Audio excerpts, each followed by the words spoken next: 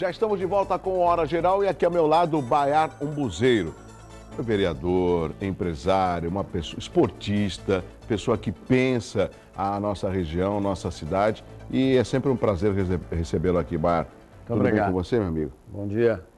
Você acorda cedo, né, Bayard? Eu tá com esse pique logo cedo, né? Mas eu vai faço curtir o ginástica dia, né? de manhã, ando na praia, então eu estou sempre movimentando, né? Bayard, eu fiz questão de trazê-lo porque você é uma pessoa que pensa a cidade, uma pessoa crítica e uma pessoa antenada naquilo que pode melhorar na nossa região.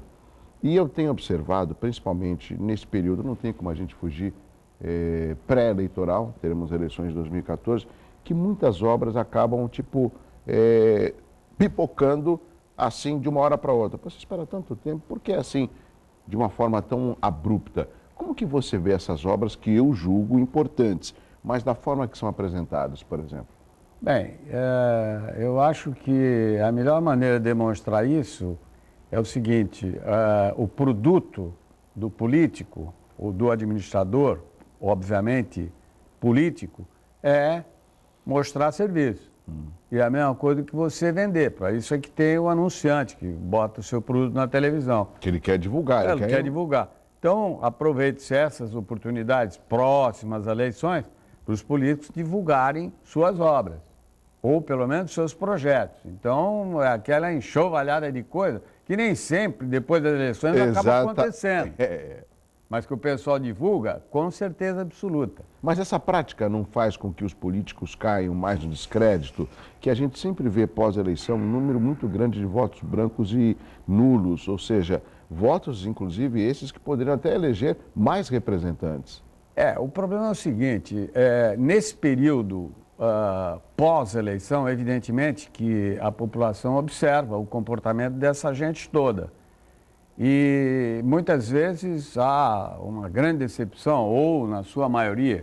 E você veja que esse é um fenômeno que não acontece só no Brasil, no mundo inteiro, em países democráticos, que de certa forma existem eleições, etc. É uma prática comum no mundo inteiro. Eu acho que isso não vai mudar, quer dizer, você tem que mostrar o teu produto.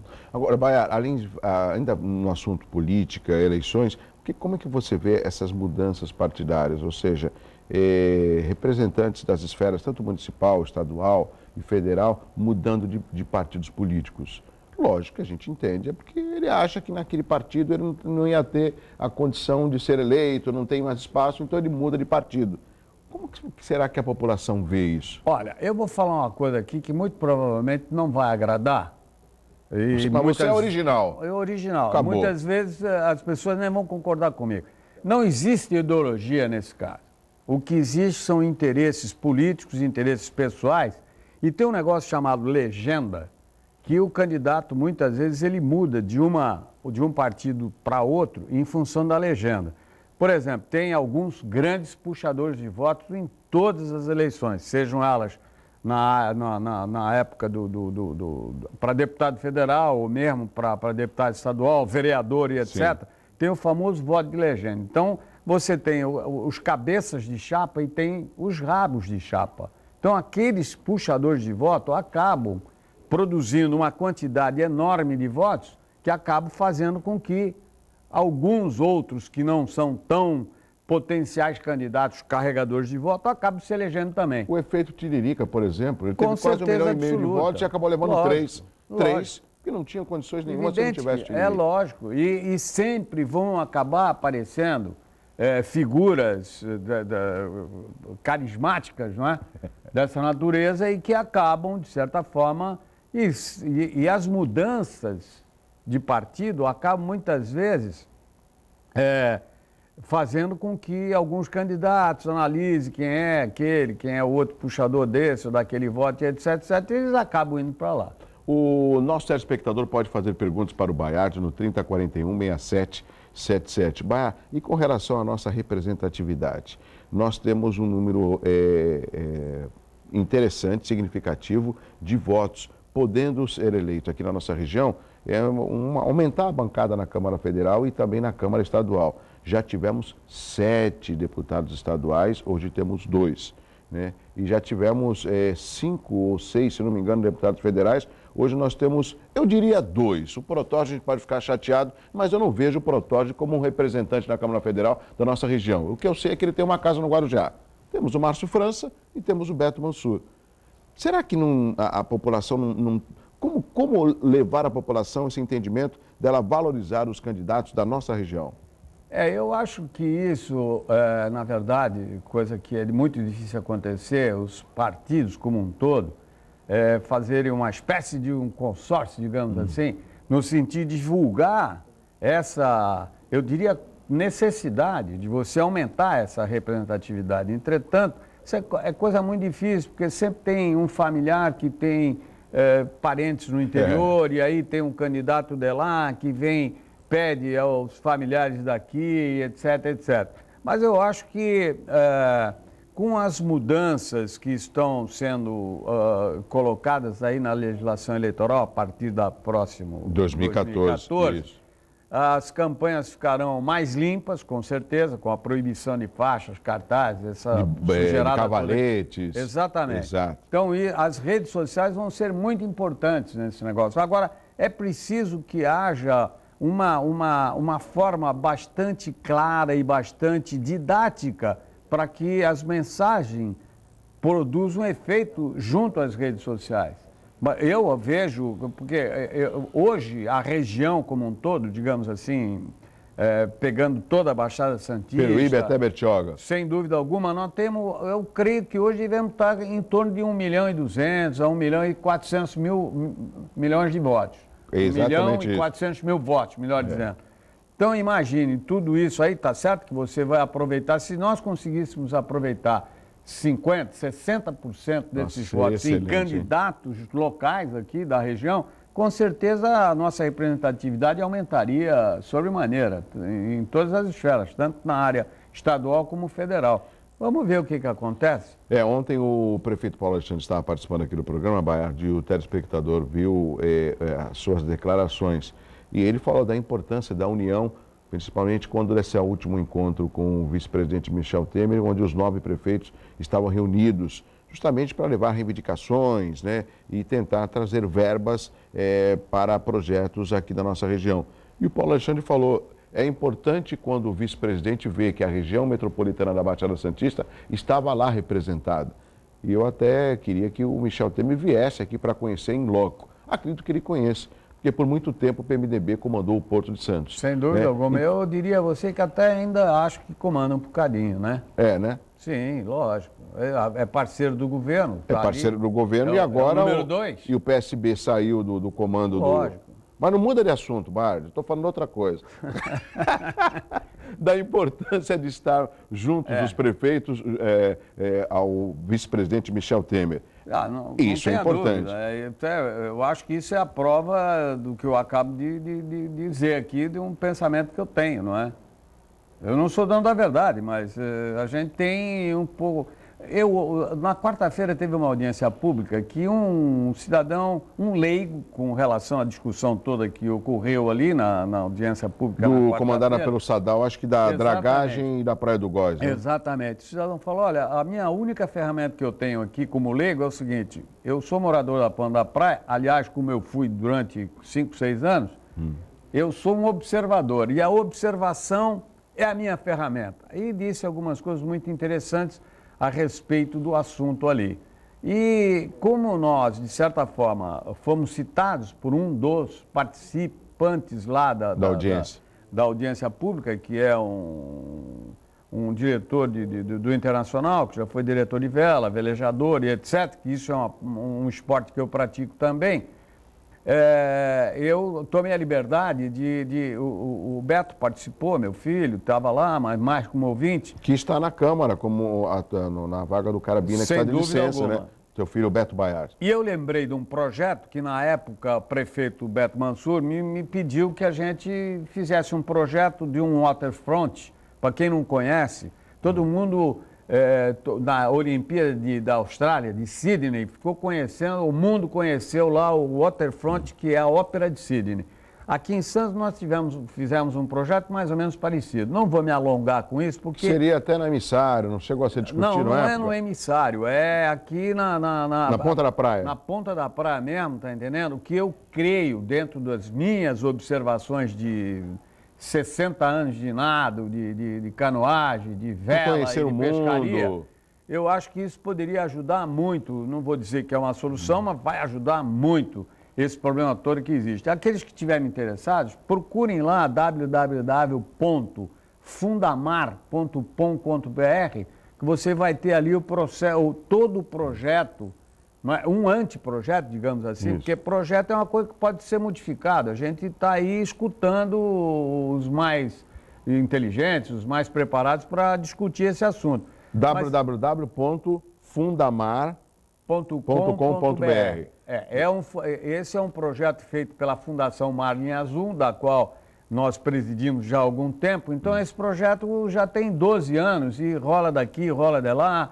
Então, nós demos entrar na prefeitura. Esse projeto deve estar sendo desarquivado agora, porque, de certa forma, motivou o prefeito a dar pelo menos uma olhada, né, nessa questão. E eu acho que esse projeto vai, de certa forma, demonstrar aquilo tudo que está acontecendo e que poderá deixar de acontecer na medida que as pessoas derem uma olhada nisso. www.fundamar.com.br. Exatamente. Baiar, tem pergunta chegando pelo 30 41 67 77. O Fabiano Campos de Santos. Baiar, você desistiu da política? Por quê? Na verdade, eu nunca desisti da política. Ninguém desiste da política. Você faz até política porque tem política dia-a-dia. em casa, no trabalho, na escola. Né? Mas eu, de certa forma, me desencantei com algumas coisas. E essa foi uma das colocações que eu fiz para o Beto, meu filho, quando ele resolveu ser candidato. Falou, olha, a coisa é assim, assim, assim. E eu confesso a você que eu era contra a participação partidária dele em disputar uma eleição. E eu acho que, hoje reconheço que eu acho que eu exagerei um pouco na dose, porque eu estou muito orgulhoso do meu filho, ele parece que tem a veia política. A veia política da coisa. Ele se saiu muito bem na primeira sessão que ele teve a oportunidade de participar agora na quinta-feira, porque na segunda-feira foi o batismo dele lá, né? Exatamente. E eu fui pessoalmente e fiquei muito sensibilizado e me emocionei, inclusive, em função das colocações que ele fez. Mas eu percebi que ele realmente, espero que ele adote uma prática jovem, de política jovem, uma prática de fazer com que isso seja muito mais uma colaboração, uma dádiva dele, do que propriamente qualquer tipo de interesse, seja ele econômico, financeiro, pecuniário, seja lá o que for. Mas, Baiar, você sabe, você é uma pessoa também antenada, o telespectador sabe o que eu vou falar. Hoje é mais fácil o telespectador, o leitor, o eleitor, por exemplo, fiscalizar as ações do homem público. Porque não são só os jornais, por exemplo, tem os telejornais, tem as redes sociais, tem as audiências públicas, tem as sessões da Câmara, ou seja, é muito mais fácil de você conhecer a postura e o trabalho que o representante da população, com a sua atuação. E é através daí que ele tem como participar, por exemplo. Quando você fala do teu filho, eu lembro que o meu filho, no ano passado, passou de um ano, foi em maio, ele falou, pai, você vai entrar na política? Eu falei assim, não, eu vou tentar me candidatar para poder colaborar com a cidade em que eu nasci, que eu vivo, que é Santos. Lógico. Né? E eu tento mostrar para o meu filho que existe forma de fazer política de uma forma diferente, junto com a população, discutindo no engrandecimento da cidade. Esse perfil é que tem sido mudado dos políticos. Então, eu acho que a população, de um modo geral, eles deveriam participar um pouco mais, até comparecer nas sessões da Câmara, concordo. etc. Porque as pessoas que comparecem à Câmara, tem dois tipos de cidadãos, de pessoas que vão lá. Tem aqueles que realmente vão por vontade própria, vão porque entendem que deve participar, escutar, aprender alguma coisa e até colaborar com alguma coisa posteriormente. E tem outros que vão levados por alguma ideologia ou algum interesse particular. Algum projeto que vai ser discutido? Mas muitas vezes o sujeito participa lá, faz um volume de gente e não sabe nem o que está acontecendo, ele não sabe nem por que está lá. Isso é muito comum ultimamente. Não vou citar nomes aqui, nem partidos, nem nada, mas muito comum acontecer isso. O famoso bate-panela, né? Panelaço. Vamos lá fazer barulho, etc, etc, que conforme, de repente, pode ser que aconteça alguma coisa. E não é por aí o caminho. As pessoas precisam se preparar um pouco mais, ler um pouco mais de jornal, né? Enfim, tomar conhecimento das coisas para saber diferenciar o joio do trigo. Antes de chamar o intervalo, Baiara, Vilma Almeida, do Marapé, qual a sua opinião sobre o túnel Santos e Guarujá? É uma pergunta que eu ia fazer para você, até o espectador acabou se antecipando. Bom, obviamente que eu vou dizer do túnel, não vou dizer da localização. Você é favorável ao túnel? Mas o túnel está atrasado desde a época do Justo. Eu era vice-presidente da Associação Comercial de Santos quando o Justo me pediu que nós colaborássemos numa década de 80. Década de 80. Quando nós colaborássemos com uma legislação para pátio de contêiner, que aquilo estava evoluindo de tal maneira. Naquela época, nós tínhamos um grupo de investidores estrangeiros que tinham interesse em construir esse túnel sem um centavo do governo, tudo por conta da iniciativa privada, aonde o estudo de viabilidade técnica e econômica nos dava informações de que em 10, 15 anos esse túnel estava pago, dando lucro para os investidores. Isso na época do Justo. E já havia tecnologia que está sendo, de certa forma, proposta hoje. Aquela tecnologia tem mais de 20 anos. É essa tecnologia que estão colocando aí, da maneira de se fazer o túnel. E por que não saiu, Baiara? Bom, não saiu porque, infelizmente, lógico, evidente que sim. Quer dizer, você tem diversas facções políticas tomando conta do porto, a outra toma conta da cidade e não se entendem. Enfim, é o prefeito lá de Guarujá, é o prefeito de Santos. Eu estou falando de uma maneira generalizada. Quer dizer, não há um entendimento em termos de uma região metropolitana. De elencar prioridades e todos os prefeitos trabalharem em prol. É óbvio que sim, a região metropolitana está no papel, mas no fundo, eu acho que tem muita coisa para acontecer ainda para que realmente a região da Baixada Santista se torne uma região metropolitana. Sim. A começar pelo túnel, eu diria, né? Porque, embora tenha outras coisas já acontecendo por aí, mas o túnel, nós estamos atrasados. Desde a época de 80, isso já deveria estar funcionando. Aonde? Não sei. Eu não sou técnico, não sou engenheiro. Eu sou formado em Direito, Administração de Empresa. Isso é coisa dos engenheiros. E o que o Bart falou é algo fundamental, né? Os interesses, às vezes, se sobrepõem ao crescimento de uma região, de uma cidade. Nós falamos de pré-sal, falamos de boom imobiliário, falamos do maior porto da América Latina, falamos de uma proximidade com a capital, que é a principal economia do país. Falamos que 33% do que entra e sai no país passa pelo Porto de Santos e nós aqui com o pires na mão, tendo estradas totalmente infartadas, né?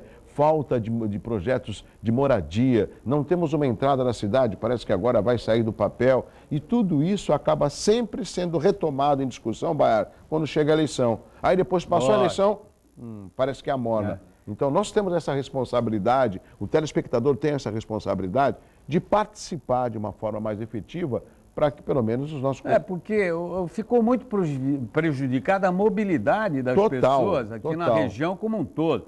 Essa enxovalhada de veículos na rua aí, de automóveis, etc., é uma cidade plana que nem a nossa aqui. O sujeito não sai para andar 3, 4 quadras, 5 quadras sem pegar o automóvel. E outra, o automóvel também passou já há muito tempo que é símbolo de status. É verdade. O sujeito que tem automóvel é burguês. Quer dizer, o sujeito tem automóvel porque ele conseguiu, granjeou isso através do seu trabalho, sua competência, natural. etc. Natural. Mas aquele que não tem o automóvel, não teve possibilidade de comprar ainda, ele se coloca numa posição contrária. O sujeito que tem automóvel é burguês. Então, eu acho que é muito veículo na rua, sem que a parte toda de infraestrutura viária... Que é a mobilidade mesmo. Das cidades todas da Baixada estejam adaptadas ou preparadas para receber esse fluxo todo, né? O Baiano Buzeiro continua com a gente aqui no Hora Geral, um rápido intervalo, já já eu volto. Vamos continuar a conversar com o Baart sobre os assuntos da nossa região metropolitana.